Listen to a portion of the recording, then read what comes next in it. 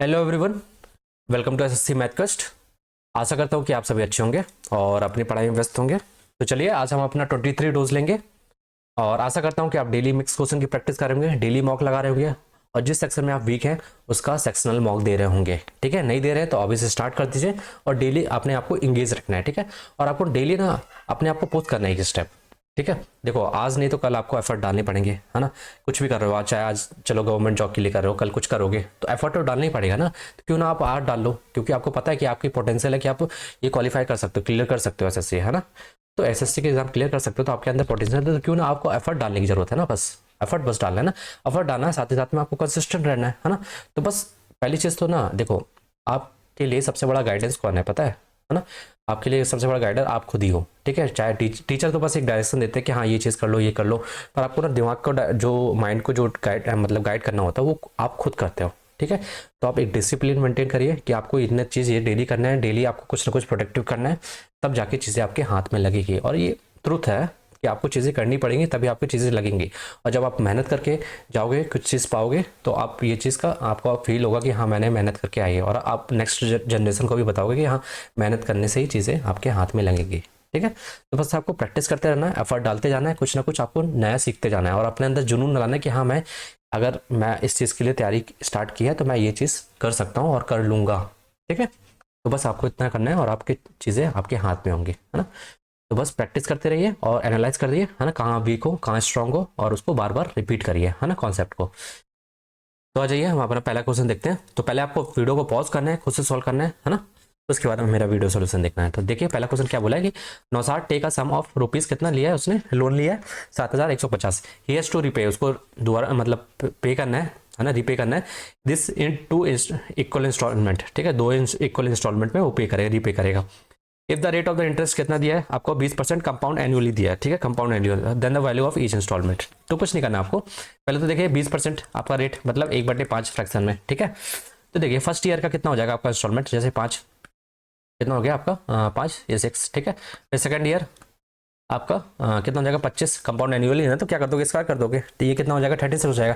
पर आपका इंस्टॉलमेंट क्या होना चाहिए, इक्वल होना चाहिए, तो आप यहाँ इक्वल बनाए हुआ 6 से इंटू करो, यहाँ भी क्या करो 6 से इंटू करो, तो ये क्या हो जाएगा आपका, ये 30 हो जाएगा और ये कितना हो जाएगा आपका 36 हो जाएगा। ठीक है, समझ में आया मैंने क्या किया, पहले 5 था तो कंपाउंड एनुअली कर लिया था, 5 का कितना हो गया 6 यूनिट हो गया। ठीक है, उसके बाद सेकंड ईयर में क्या हो जाएगा आपका 25 और 36 हो जाएगा। तो आपको इंस्टॉलमेंट 36 क्या इक्वल बनानी पड़ेगी।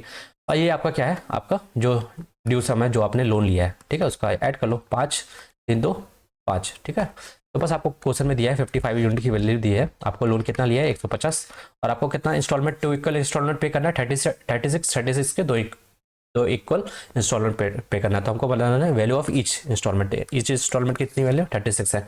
ठीक है, तो 36 अगर हमसे बोलता है टोटल इंस्टॉलमेंट कितना पे किया तो 36 इंटू 36, तो हम क्या करते हैं 72 का यूनिट की वैल्यू निकालते हैं।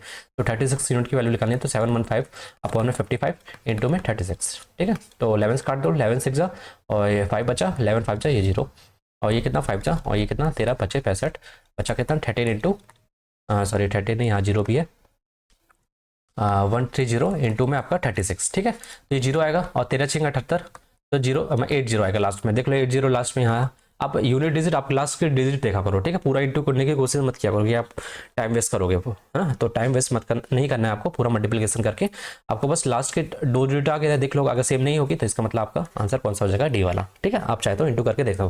13 6 78 बचा क्या 7 कैरी, फिर 13 39 और 13 है ना 39 7 कितना हो जाएगा आपका 46, तो कितना हो जाएगा 4680। समझ में आए, तो आपकी ईच इंस्टॉलमेंट कितनी होगी 4680 हो गई। ठीक है, समझ में आया। चलिए नेक्स्ट क्वेश्चन की तरफ बढ़ते हैं। ये सेकंड क्वेश्चन हमारा, 2 athletes are practising on a circular track. Circular track है हमारा, जो कि जिसकी लेंथ कितना दिया है सर्कमफ्रेंस, ये सर्कुलर ट्रैक है। ठीक है, सर्कुलर रेस का क्वेश्चन है। ठीक है, जिसकी लेंथ कितनी है, लेंथ मान लेता हूँ, ये सर्कुलर सर्कमफ्रेंस की लेंथ कितनी है 2352 है, कितना सेंटीमीटर मीटर। ठीक है, मीटर में दिया है। They start at a same point and run in opposite direction. मान लो कि 2 एथलीट है, मान लो एक ए है और दोनों अपोजिट डायरेक्शन में भाग रहे हैं, ए इधर भाग रहा है तो बी किधर भाग रहा है, इधर भाग रहा है। ठीक है, और same point in opposite direction, a की स्पीड दे रखी है 10.6 किलोमीटर पर आवर और किसकी बी की कितनी दे रखी है आपको 9 किलोमीटर पर आवर। ठीक है, दोनों अपोजिट डायरेक्शन। तो ये बताइए रिलेटिव स्पीड क्या हो जाती है जब अपोजिट मतलब दौड़ते हैं, तो मतलब भाग रहे हैं, तो रिलेटिव स्पीड क्या हो जाएगी आपकी, ऐड हो जाती है। जब अपोजिट रहता है तो क्या होती है, स्पीड क्या होती है, ऐड हो जाती है। मान लो A1, यहाँ लिख लो, speed of A1 plus speed of sorry A और स्पीड ऑफ B, तो कितना हो जाएगा 10.6 प्लस में आपका 9 हो जाएगा, तो ऐड कर लो कितना हो जाएगा आपका 19.6 हो जाएगा। ठीक है, किलोमीटर पर आवर। बस आपको लिखा लेना कि how many minutes will they meet for the first time. ठीक है, कितने टाइम के बाद वो मिलेंगे फर्स्ट टाइम।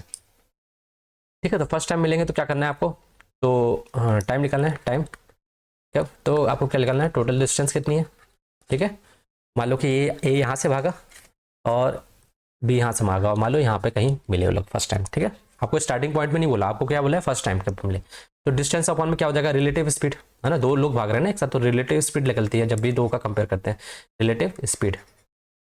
तो रिलेटिव स्पीड बताया मैंने क्या होता है, डिस्टेंस अपॉन में speed of A1, speed of A, speed of B। ठीक है, तो डिस्टेंस टोटल कितनी है, 2 3 5 2।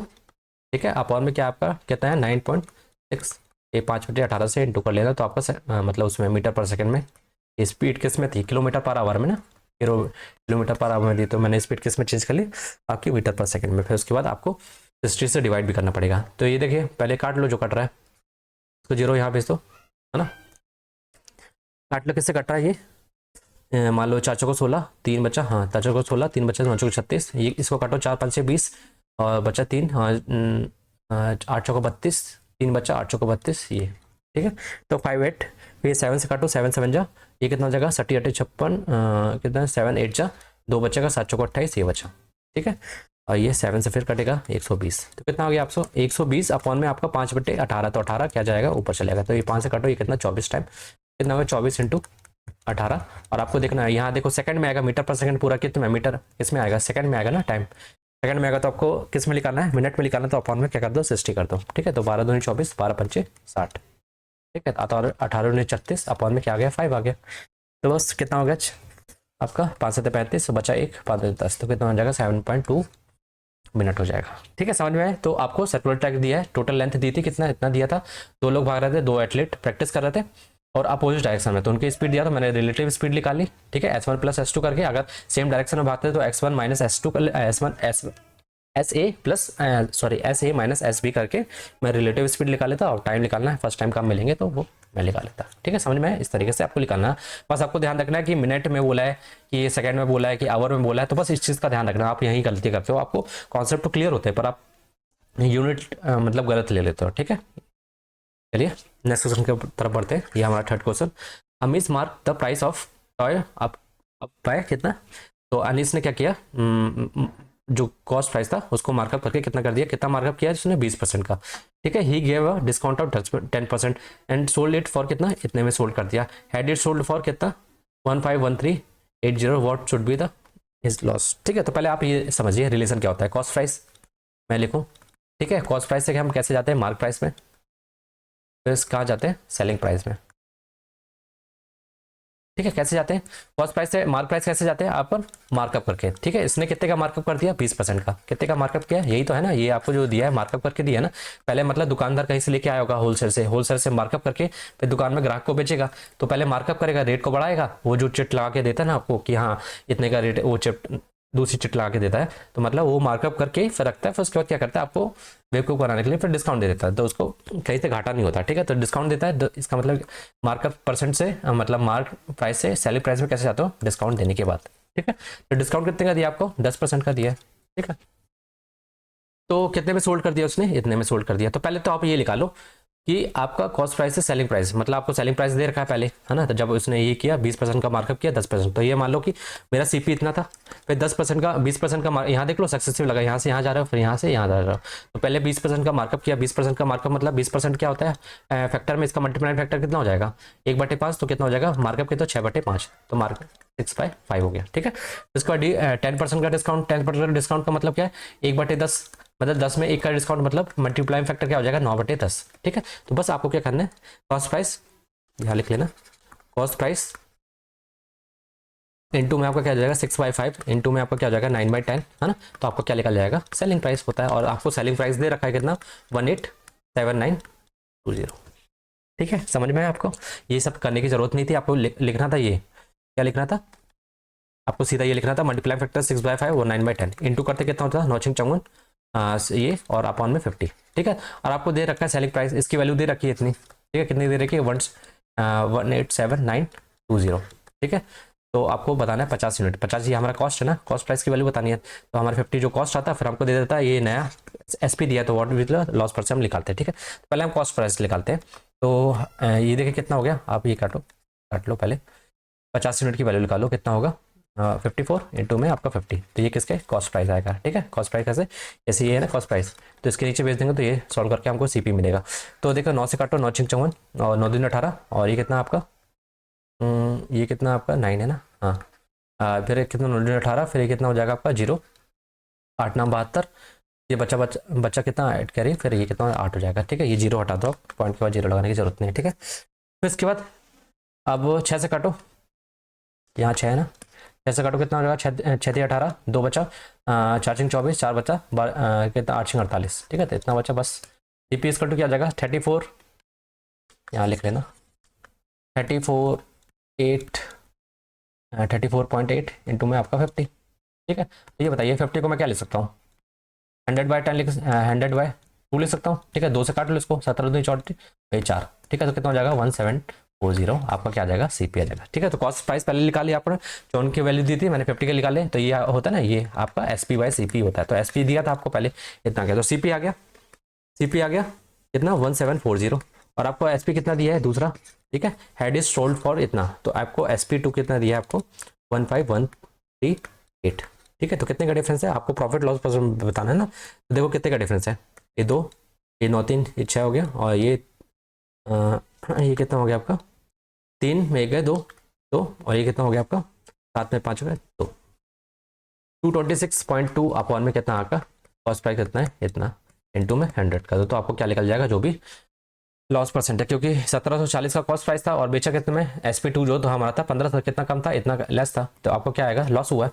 तो लॉस हुआ तो निकालिए, यहाँ पे P लिख लेना, ये C है और D है, ठीक है।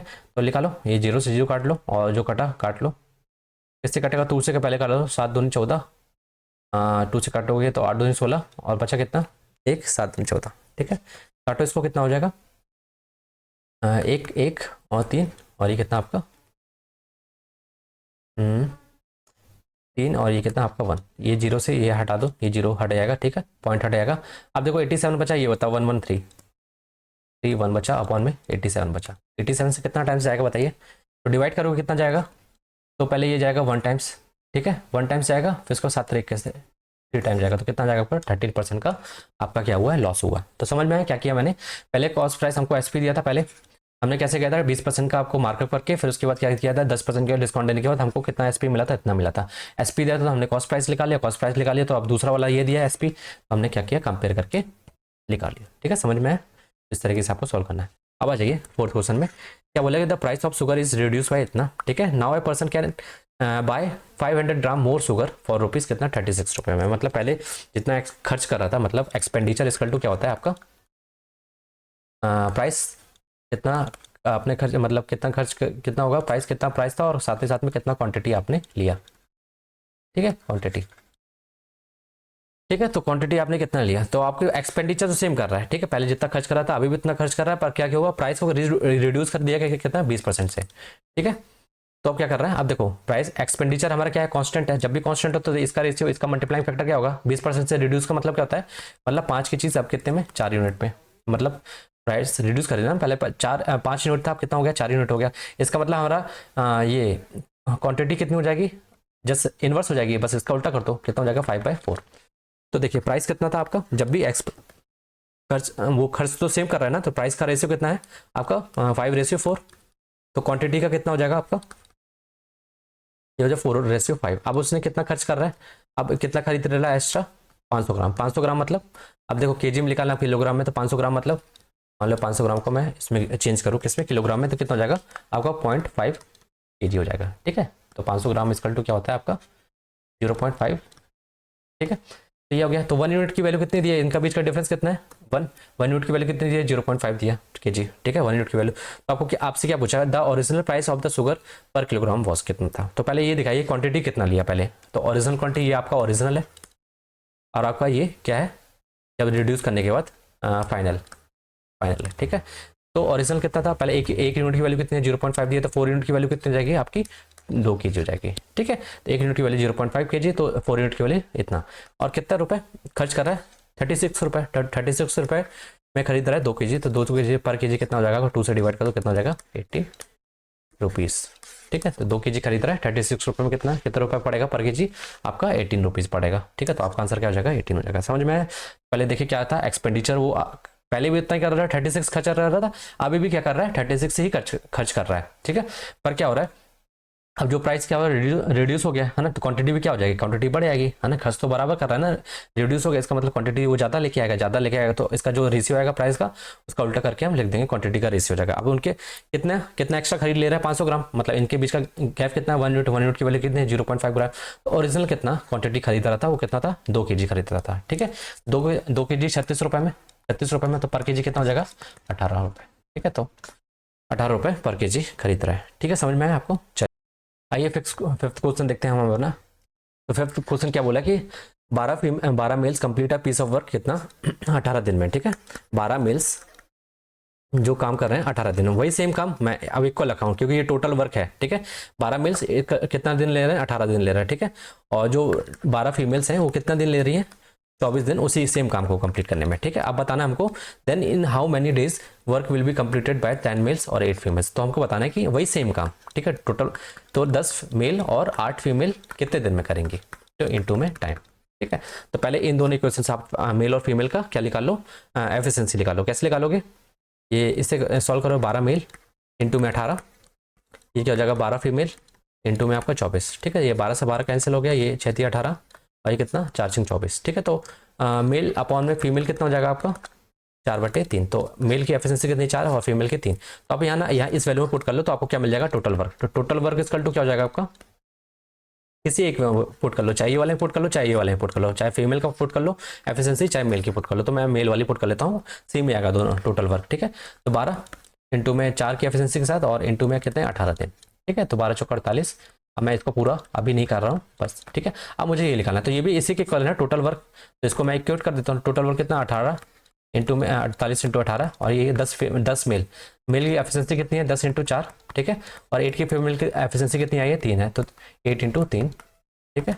और इंटू में आपका टाइम, तो टाइम निकालना है तो 48/18, इसको मैं ऐड करूँगा 40 हो जाएगा, ये कितना 24 हो जाएगा, तो अपन में कितना आएगा 64 आ जाएगा, और ये कितना हो जाएगा टाइम हमको निकालना है, ठीक है। तो काट लो, कितने किससे काटोगे 8 8 6 48 18 64, ठीक है। आपका ये कट जाएगा 8 8 जा और 8 6 48, फिर कितना 2 3 जा और 2 4 जा, फिर 2 2 जा और ये कितना आपका 2 9 जा, तो कितना होगा 9 27/2, तो कितना हो गया 13 1/2, तो 13 दिन 13 और हाफ का दिन लगेगा उसको कंप्लीट करने में, 10 मेल और 8 फीमेल को कंप्लीट करने में सेम वर्क, ठीक है। समझ में आया आपको? तो इस तरीके से आपको सॉल्व करना है। चलिए नेक्स्ट क्वेश्चन की तरफ बढ़ते हैं, ये हमारा 6th क्वेश्चन है, ठीक है। अब देखिए क्या बोला है कि ये हमको दिया है डायग्राम, ठीक है, और इसमें बोल दिया है ये हमारा ए है, ये हमारा डी है, और ये हमारा बी है, और ये हमारा सी है। उसने बोला ये वाला साइड और ये वाली साइड आपस में क्या पैरेलल है, तो ये कैसा है, ये कैसा है क्वाड्रिलेटरल है, ये आपका ट्रेपेजियम होता है। क्या होता है ट्रेपेजियम है, जिसकी वन साइड आपस में क्या हो पैरेलल हो, ये वाली पैरेलल नहीं है, ठीक है, अनइक्वल साइड ये वाली क्या है पैरेलल साइड है। आप देखिए जब भी दो लाइन पैरेलल होती हैं, ये दो लाइन पैरेलल ना, तो ये मैं लाइन खींचूँ तो ये कैसे एंगल होता है अल्टरनेट, ठीक। अगर मैं यहाँ से लाइन खींचूँ, यहाँ से लाइन खींचूँ ये, तो ये अगर थीटा है तो ये एंगल कितना होगा थीटा होगा, ठीक है। उसी तरीके से ये वाला एंगल, तो ये एंगल अल्फा है, तो ये वाला एंगल कितना होगा अल्फा होगा, ठीक है। अब ये वाला देखो यहाँ इंटरसेक्ट कर रही है, तो ये वर्टिकली अपोजिट एंगल, इसका मतलब क्या हुआ जो triangle A O D similar to किसके ट्राइंगल सी, ये सी से लेना, ठीक है, क्योंकि अल्फा वाले का, ठीक है, सी ओ बी। तो ये ट्रायंगल क्या हो गया आपस में सिमिलर हो गया, तो उनका आपस में रेशियो क्या हो जाएगा इक्वल हो जाएगा, इक्वल हो जाएगा। तो मान लो कि ये वाली साइड और ये वाली साइड का रेशियो मतलब ए ओ अपॉन में ये मान लो ओ है, ठीक है, ए ओ अपॉन में आपका सी ओ, ठीक है। यहाँ से देखो ए ओ अपॉन में सी ओ इक्वल टू ये वाली साइड इक्वल टू ये वाली साइड, मतलब ये वाली साइड अपॉन में ये वाली साइड। तो पहले ये वाले ट्रायंगल का लिख रहा हूँ ना, ये वाला ट्रायंगल आपस में चल रहा है, तो ओ डी अपॉन में आपका क्या हो जाएगा ओ डी अपॉन में ओ बी, ठीक है। और तीसरी साइड आपका ये वाला और ये वाला इनका रेशियो भी क्या होगा इक्वल हो जाएगा, ठीक है, ए डी अपॉन में आपका बी सी, ठीक है। तो बस आपको ये इसी से सॉल्व कर लोगे। आपको क्या दिया है ये वाली साइड दी है ये वाली और ये वाली है ना, इनका देगा, बस रेशियो निकालना है। क्या हो जाएगा 3 बटे कितना हो जाएगा 3 बटे ये वाला साइड यहाँ लिख लो, इसी से मैं निकालूंगा ए ओ अपॉन में सी ओ और ओ डी अपॉन में क्या है ओ बी। ठीक है, तो ए ओ कितना दिया आपको 3 दिया है और सी ओ कितना दिया आपको x-3। ठीक है, फिर ओ डी कितना दिया आपको x-5 और ये कितना दिया 3x माइनस आपको 19 दिया। ठीक है, 3x माइनस 19 दिया। अब देखो आपको निकालना है x की वैल्यू। अब देखो x को यहाँ सॉल्व करो, इसको क्रॉस करोगे तो आपको क्वाड्रेटिक इक्वेशन बनेगी, या तो क्वाड्रेटिक सॉल्व कर लो या तो आप डायरेक्ट x की वैल्यू पुट करके देख लो, है ना, जिसमें सेटिस्फाई कर रहा होगा तो आपका आंसर हो जाएगा। ठीक है, तो देखो कैसे, अब मैं यहाँ x की वैल्यू पहले पुट करता हूँ, x=8 पहले वाला पुट कर रहा हूँ, x=8 पुट करूँगा कितना जाएगा 3, यहाँ कितना जाएगा 5 और ये कितना हो जाएगा आपका 3 और नीचे कितना 8 3 24 माइनस 19 कितना आएगा 5 आएगा। तो ये सेटिस्फाई कर रहा है, इसका मतलब ये 8 सेटिस्फाई कर रहा है। ठीक है, अब 9 को भी चेक कर लेते हैं, तो 9 को रखेंगे कितना हो जाएगा 3 बटे, जब x की वैल्यू 9 है तब यहाँ पुट करो, तो ये कितना हो जाएगा 9 माइनस 3 कितना हो जाएगा आपका 6 आ जाएगा और इसकल टू यहाँ कितना आएगा 9 माइनस 4 कितना 4 हो गया और अपॉन में 9 3 27 और माइनस 19 कितना हो जाएगा आपका 8 हो जाएगा। ठीक है, तो यहाँ 3 दो 1/2 यहाँ 4 दो नहीं तो 1/2, तो कितना है 1/2 इसकल टू 1/2 मतलब इक्वल आ रहा है, इसका मतलब पहला वाला ही आंसर हमारा होगा। ठीक है, तो समझ में आया। तो आपको जब भी क्वाड्रेटिक दिखे आपको क्या करना है, ऑप्शन से देखना है, अगर आप एक्स की वैल्यू अगर पुट करके देख लो जो सेटिस्फाई हो जाता है वो पुट कर लो, तो आपको क्वाड्रेटिक सॉल्व करने की जरूरत ही नहीं है। अगर आपको क्वाड्रेटिक सॉल्व करना है तो फिर सॉल्व करिए। ठीक है, तो मैं तो बोलूँगा आपको ये करिए क्वाड्रेटिक सॉल्व, आप खुद से सॉल्व करिएगा। ठीक है, इंटू करके आपको क्वाड्रेटिक इक्वेशन लगाना, मैंने कैलकुलेशन बूस्टर सीरीज में आपको कैलकुलेशन मतलब क्वाड्रेटिक इक्वेशन के रूट्स कैसे निकाला मैंने सिखा चुका है। ठीक है, चलिए नेक्स्ट क्वेश्चन की तरफ बढ़ते हैं। ये हमारा 7वां क्वेश्चन है। ठीक है, a solid shopkeeper bought lock at the rate मतलब at rate of 7 locks for rupees, ये मतलब कि जो खरीद के ला रहा है मतलब सीपी है कितने 8 लॉक का कितना है 64 रुपये, तो पर एक लॉक का कितना पड़ेगा तो 34 रुपीज़ का टोटल 8 लॉक लेके आया तो एक लॉक कितने का पड़ेगा बटे 8 कर दो। ठीक है, तो सीपी ऑफ 1 लॉक है ना, 1 लॉक का कितना हो जाएगा ये। ठीक है, और एसपी निकालो और आपको क्या दिया सोल्ड टाइम और उसने सोल्ड किया, सोल्ड मतलब एक लॉक का ये प्राइस है, 1 लॉक का ये प्राइस है। ठीक है, पहले जब भी आपको कुछ दिया हो तो 1 लॉक का लिखा लो, sold time at the rate of 12 lock इतने रुपए में। ठीक है, तो मतलब सीपी उसने सेल कितने में किया 57 रुपये में, कितने 12 लॉक किया, तो एक लॉक कितने का पड़ेगा तो डिवाइड बाय 12। ठीक है, तो बस आपको क्या निकालना है कैलकुलेट गेन परसेंट के लिए क्या करते हैं एसपी अपॉन में सीपी, तो एसपी कितना दिया 57 अपॉन में 12 और सीपी कितना दिया आपको 34 अपॉन में क्या 8। ठीक है, तो आप काट लो 4 तिया 12 और 4 दूनी 8। ठीक है, तो कितना होगा 19 तिया 57। ठीक है, 19 तिया 9 तिया 27। ठीक है, और ये कितना हो जाएगा 17 दूनी 34, कितना हो जाएगा आपका रेशियो 19/17। ठीक है, तो कितने का इंक्रीज हो रहा है कितने का 2 का इंक्रीज हो रहा है, 17 से कितना हो गया 19 हो गया ना, मतलब 17 कॉस्ट ही कितना हो गया 19, रेशियो क्या है एसपी बाय सीपी का रेशियो है ना, पहले कॉस्ट कितनी थी 70 थी, सेलिंग कितना में किया 19 में, कितने का इंक्रीज है 2 का इंक्रीज, 2 का इंक्रीज किसमें 17 में, तो इनटू में आपका कर दो 100, तो 200 अपॉन में क्या हो गया 17 हो गया, 17 एकम 17 डिवाइड करने में कितना आएगा आपका परसेंटेज लगा लेना, 17 एकम 17 बचा कितना आपका 3, 17 एकम 17 फिर से तो 1 1 दिख रहा है आपको, तो यहीं सीधा लगाना है आपको, आगे सॉल्व करने की जरूरत नहीं है, आगे सॉल्व करना तो ये आएगा फिर से। ठीक है, तो 17 एकम 17 और बचा कितना आपका 13 बचा, ये 0 फिर 13 सत्ते है ना, निकाल लेना 13 सत्ते आपका ये, फिर उसके बाद 6 आ जाएगा, तो आपका आंसर ये वाला होगा। ठीक है, तो पूरा सॉल्व करने की जरूरत नहीं है, बस दिख गया आपको 1 1 आ गया तो आपका आंसर ये वाला होगा। ठीक है, चलिए नेक्स्ट क्वेश्चन की तरफ बढ़ते हैं। ये हमारा 8 क्वेश्चन है। ठीक है, आज का अब देखिए एरिया ऑफ क्या दिया, एरिया ऑफ रोम्बस दिया हमको, एरिया ऑफ रोम्बस दिया, एरिया ऑफ रोम्बस कितना दिया है 120 मीटर। ठीक है, और वन ऑफ इस डायगोनल दिया है 24 metre, find the length of the side. ठीक है, तो पहले ये देखिए बताइए मेरे को डिफरेंस कि स्क्वायर और मतलब रोम्बस में क्या डिफरेंस है ना, बताइए जो स्क्वायर है और मान लो रोम्बस है क्या एक डिफरेंस है। ठीक है, दोनों की साइड तो इक्वल होती है, इसकी भी साइड इसकी साइड इसकी साइड तीनों की इक्वल, दोनों की इक्वल होती है ना, दोनों की इक्वल होता है। पहले जो एंगल होता है यहाँ पे देखो ये एंगल 90 डिग्री, ये एंगल 90 डिग्री, ये एंगल 90, तो ये एडजस्टमेंट एंगल जरूरी नहीं है कि 90 डिग्री क्या हो। ठीक है, अगर होगा तो रोम्बस, ठीक है, तो ये फिक्स नहीं रहता कि ये 90 डिग्री का होगा। ठीक है, अब देखो डायगोनल इसके आपस में क्या होते हैं इंटरसेक्ट करते हैं किसमें 90 डिग्री में, कितने में 90 डिग्री में। ठीक है, तो डिफरेंस क्या है आपका कि जो ये एडजेसेंट साइड्स हैं जो जरूरी नहीं कि वो 90 डिग्री बनाए। ठीक है, समझ में है, बस क्या होता है साइड इक्वल होती हैं और जो, तो यहाँ मैं बना लेता हूँ रोम्बस। ठीक है, इसी तरीके से जैसे इसने बनाया है, ये आपका डायगोनल है D1 और मान लीजिए D2 है। ठीक है, तो ये D1 है तो ये क्या होता है इक्वली बाइसेक्ट करें तो ये कितना हो जाएगा D1 बाय, मान लीजिए D1 है तो D1/2 हो जाएगा है ना, ये वाला D1/2, ये वाला कितना हो जाएगा आपका D2/2 हो जाएगा, ये डायगोनल पूरा है तो ये वाला भी कितना हो जाएगा आधा हो जाएगा। ठीक है, अब देखिए एक एक चीज़ देखिए, आप क्या बोला, एरिया ऑफ रोम्बस बोला, तो एरिया ऑफ रोम्बस कैसे निकालते हैं आपको पता है? क्या करते हैं, डायगोनल 1 इंटू में डायगोनल 2, ठीक है, दोनों डायगोनल का इंटू हाफ हाफ कर देते हैं, ठीक है। इंटू में हमको दे रखा है एरिया ऑफ रोम्बस क्या 120, तो यहाँ से निकाल लो। और एक डायगोनल की वैल्यू दे रखी है, कितनी दे रखी है 24, तो मान लो D1 दिया है हमको 24, तो 12, ये 12 से ये गया, आपको D2 मिल गया, कितना आ गया 10 आ गया, ठीक है 10 आ गया। तो बस कुछ नहीं करना है, अब मैंने बताया ना आपको डायगोनल बनाया, आपको साइड निकालनी है, साइड निकालते हैं, अभी देखिए कैसे निकालते हैं। पहले मैं बना लूँ अच्छे से इसको।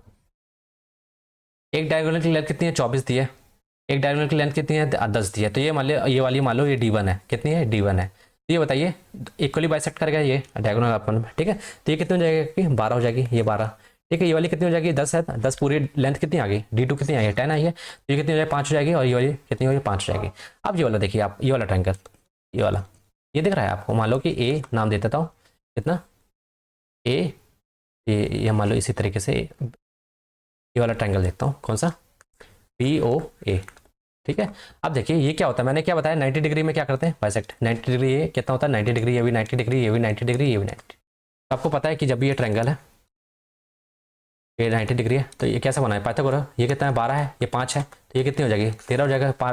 5 12 13 का ट्रिपलेट आपने पढ़ा है ना, हाँ, और राइट एंगल थ्योरम में, तो आप चाहे तो लगा के निकाल सकते हैं। ये आपको साइड कितनी दी है 12 दी है, वाली साइड कितनी दी है आपको, वाली साइड 12 दी है, वाली साइड 5 दी है, तो ये कितनी साइड हो, ये कितनी हो जाएगी 13 हो जाएगी, 5 12 13 का ट्रिपलेट है, नहीं है तो आप सॉल्व कर लो। परपेंडिकुलर के सामने वाली कौन सी है, ये हाइपोटेनस होता है, हाइपोटेनस कैसे निकालते हो 12 का स्क्वायर प्लस में 5 का स्क्वायर कर लो, तो आपको आएगा 169, 169 किसका है स्क्वायर, तो कितना होगा स्क्वायर रूट कितना होता है 13 होता है, ठीक है। तो आपका आंसर 13 हो जाएगा, तो आपका आंसर क्या होगा 13 होगा। समझ में आया? तो आपको प्रॉपर्टी पता होनी चाहिए सारे ज्योमेट्री जितने भी हैं प्लेन के, ठीक है। चलिए बढ़ते हैं नेक्स्ट क्वेश्चन की तरफ। अब इस क्वेश्चन को सॉल्व करिए जरा। क्या बोला कि ABC ट्रायंगल ABC, मैं बना लेता हूँ पहले ट्रायंगल ABC, ठीक है। तो इसने क्या बोला AB स्क्वायर, तो इसने हाँ, इसका मतलब ये देखो, इसमें ये इक्वेशन दिया गया था, आपको समझ जाना चाहिए, आपको ये दिया ना इक्वेशन, ये दिया इक्वेशन, तो आपको समझ जाना है कैसा होगा, की तरह होगा, ठीक है। ये 90 डिग्री बनना होगा एक साइड, ठीक है, तो पाइथागोरस थ्योरम, तो मतलब मान लो ये BC है, ये BC है, और मान लो ये A है, तो BC स्क्वायर, तो AB स्क्वायर तो बन गया ना, AB square plus AC square equal to क्या आ जाएगा BC स्क्वायर, ठीक है, पाइथागोरस थ्योरम से। अब देखिए उसने क्या दे रखा है BC इक्वल टू क्या देखा है √2, क्या दे रखा है AB दे रखा है, ठीक है, √2 AB, तो मैं मान लेता हूँ AB क्या है 1 यूनिट है, तो BC क्या आ जाएगा आपका √2 यूनिट हो जाएगा, ठीक है, 1 टाइम ऑफ, तो AB मान लो कितना 1 यूनिट है, तो आपको BC कितना दे रखा है √2 यूनिट, ठीक है।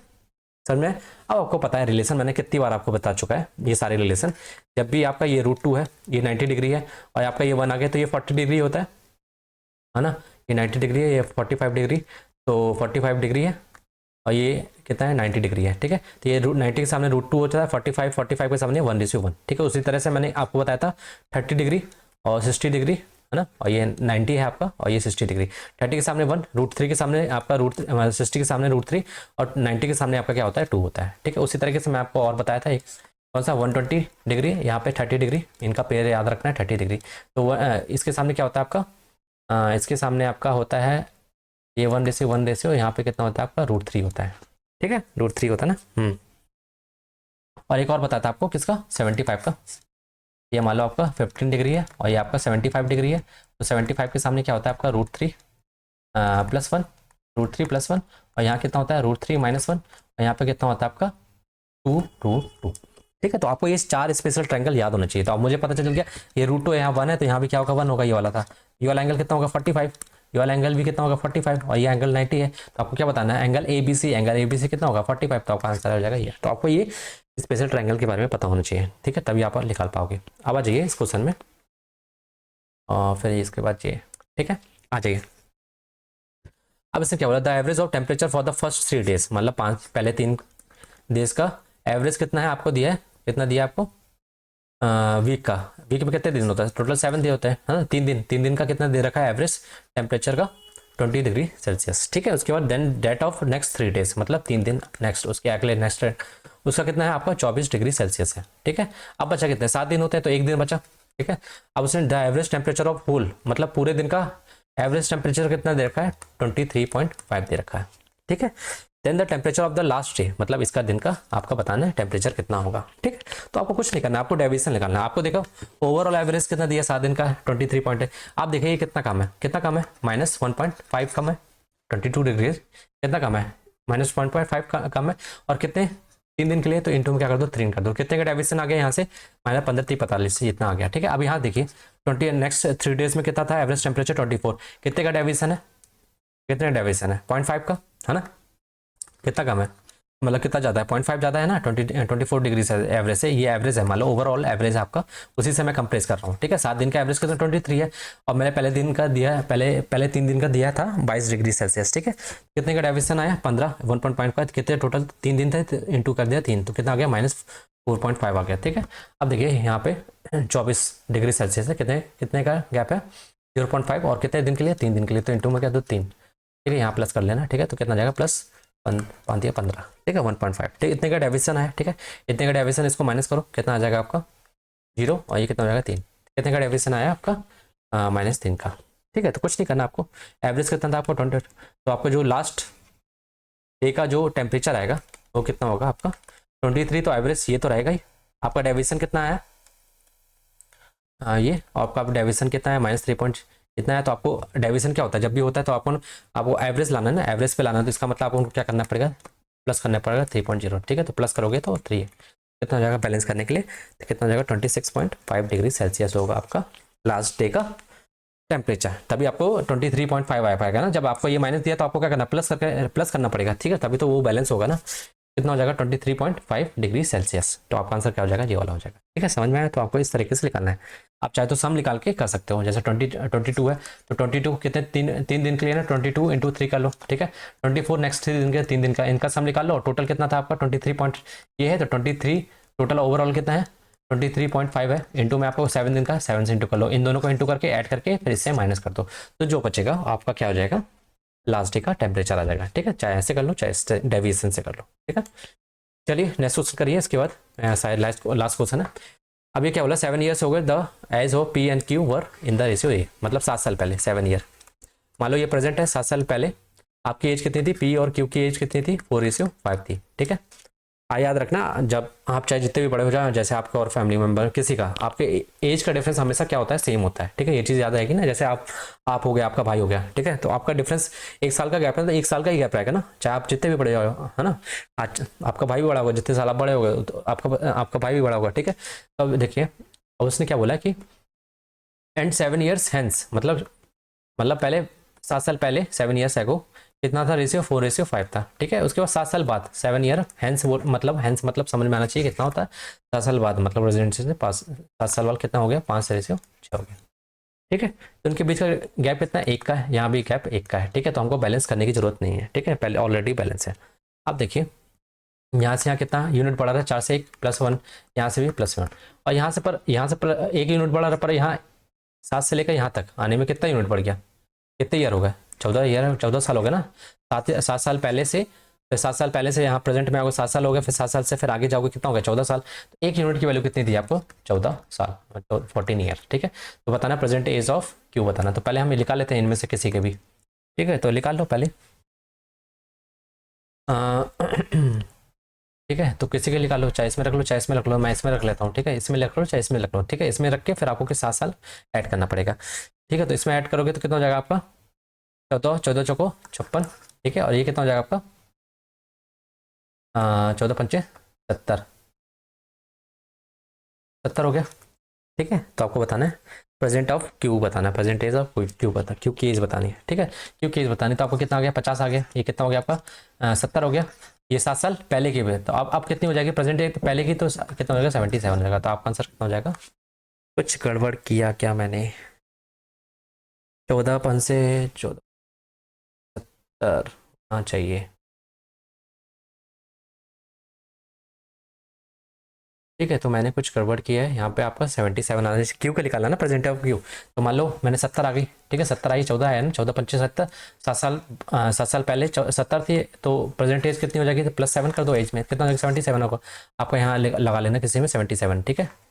मान लो यहाँ लिख लेना ई में 77, ठीक है। तो आपको कितना आ जाएगा, क्यू की एज कितनी हो जाएगी, प्रेजेंट एज कितनी हो जाएगी 77, ठीक है। समझ में आया? तो इस तरीके से आपको सॉल्व करना है इस वाले क्वेश्चन। तो आई होप आपको चीज़ें समझ में आई होगी। हाँ, जहाँ आपको डाउट लगा हो, कुछ लगा हो, तो आप पूछ सकते हो कमेंट सेक्शन में।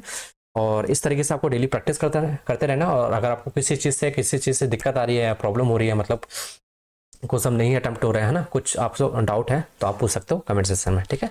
तो चलिए हम मिलते हैं नेक्स्ट वीडियो में, तब नेक्स्ट कॉन्सेप्ट के साथ। तब तक के लिए बाय, टेक केयर।